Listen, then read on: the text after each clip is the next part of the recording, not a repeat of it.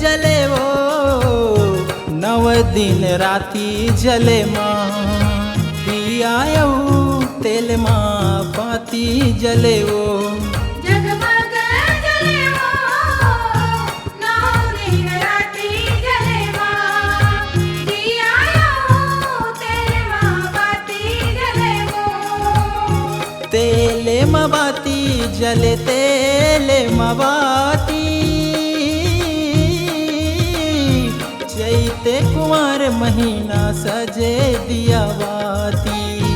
चैते कुंवर महीना सजे दिया बाती जगमग जले वो 9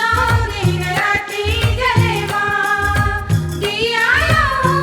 तेल माँ बाती जले वो जगमग जले वो 9 दिन राती जले माँ दिया तेल माँ बाती जले वो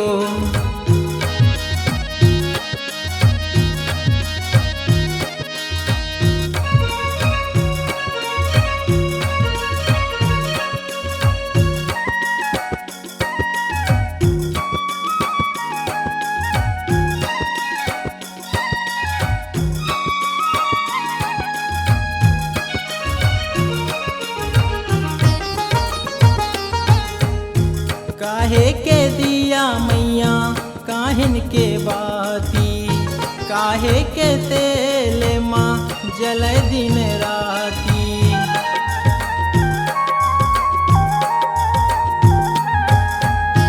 माटी के दीना मैया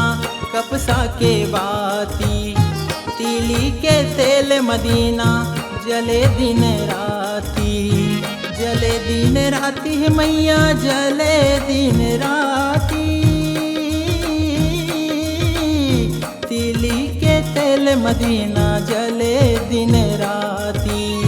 तीली के तेल मदीना जले दिन राती जगमग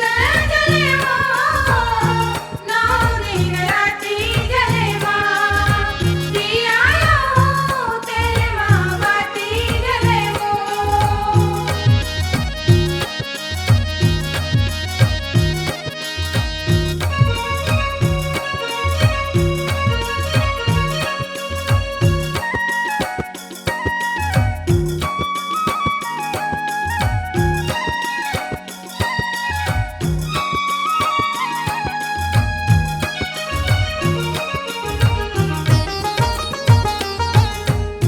तोर माही माहे मैया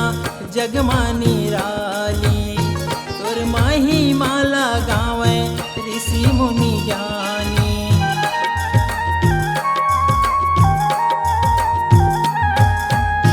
दया बरसा दे मैया कृपा बरसाबे सूर्य से यादल मैया झने ते भुलाबे झने ते भुलावे मैया झने ते भुलावे सूर्य से यादल मैया झने ते भुलावे सूर्य से यादव पर कृपा बरसावे जगमग जले वो 9 दिन राती जले माँ दिया तेल माँ बाती जले वो जगमग जले वो 9 दिन राती जले माँ दिया तेल माँ बाती जले वो जगमग जले वो 9 दिन राती जले माँ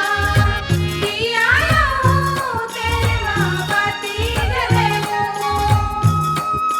जगमग जले वो